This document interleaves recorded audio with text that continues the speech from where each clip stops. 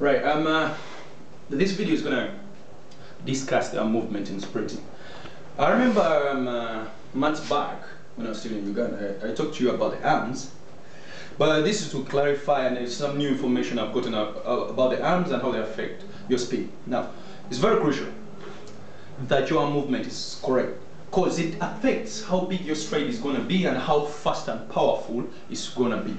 If you get your arms wrong, you're going to get your legs wrong, right? The other movement, once your arm goes forward, it's going to be roughly at 90 degrees here, yeah, when it's forward. But if it goes back, it has to go past your hip. And at the back here, it will open up. It won't stay at 90, it will open up slightly. So what you're trying to do is get your arm up there and take it back there. Now, how far back you take it is natural to be determined by your shoulder. So all you have to do is concentrate on pushing it back like that. And because you got ligaments here, it will automatically stop somewhere and will snap back. But its ability to snap back is dependent on how forcefully you push it back. It's more like a rubber band effect here. So when you have a rubber band and you want to be forceful, you have to pull it.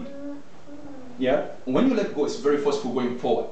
If you don't pull it and just slightly pull it, that's how much force you get it going forward. So you push that arm back, so the rubber band effect will push it forward.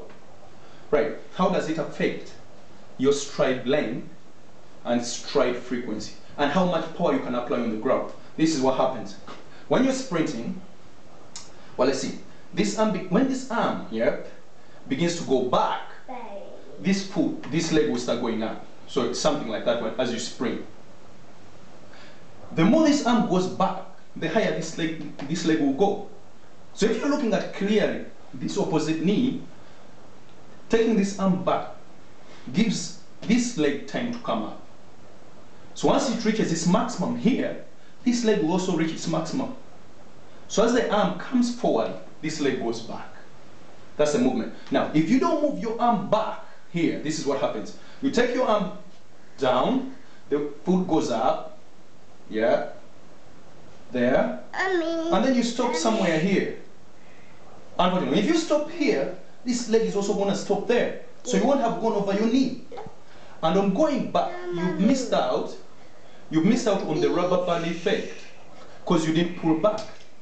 You missed out on the rubber band effect because you didn't pull back. You just unnaturally stopped your arm there.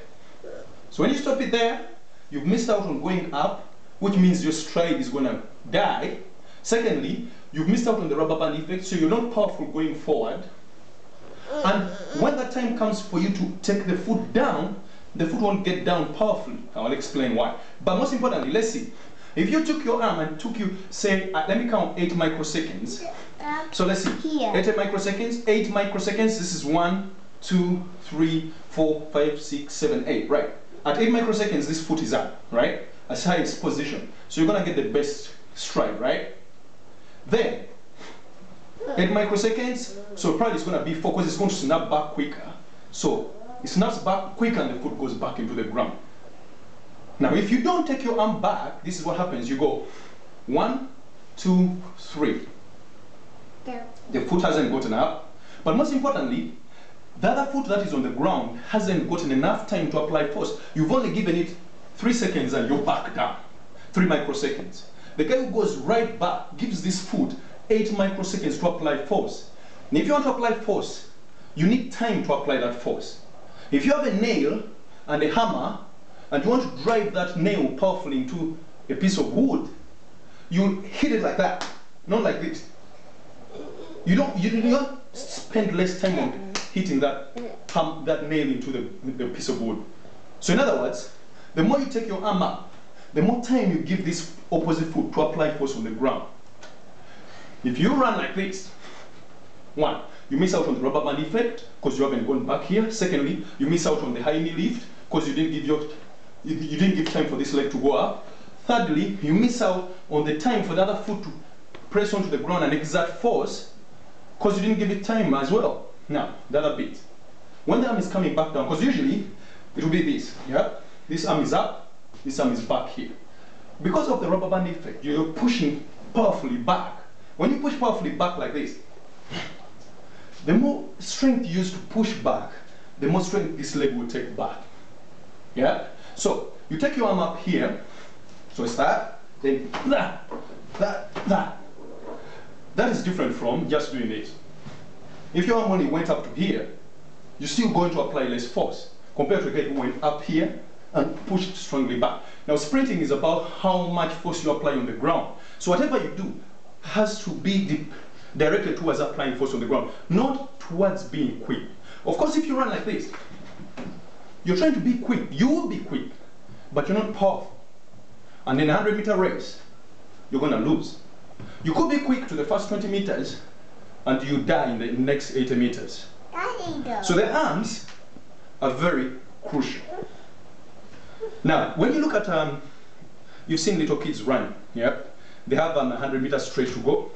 And then, you know, when they get about 60 meters and you see them do this. Yeah? Well, you know why they're doing that? No one has coached them to do that. They're doing that because once they take this arm strongly like that, this leg is going to apply a lot of force into the ground. Now, to them, that makes them faster.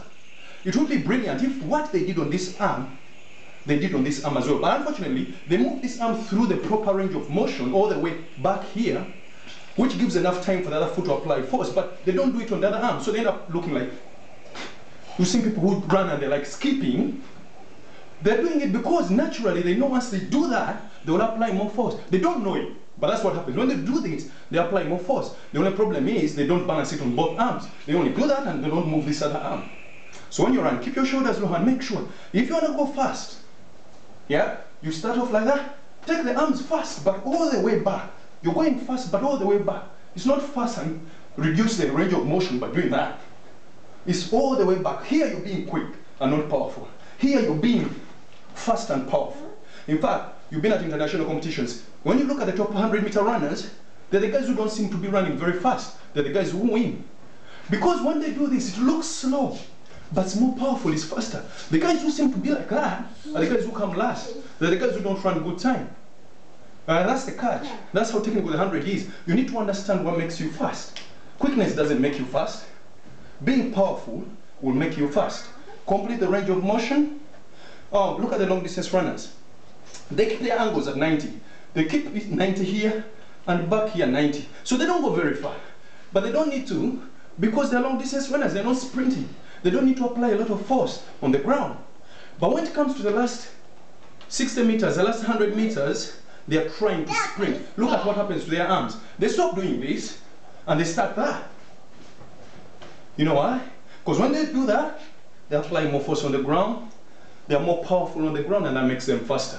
So, every time you do your training, practice that.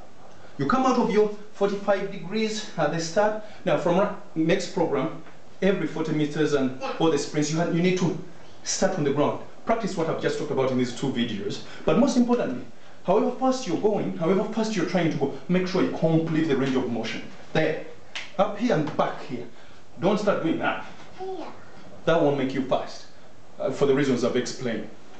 Alright, hope you understand this video. I'll send a couple of pictures to accompany what I've said.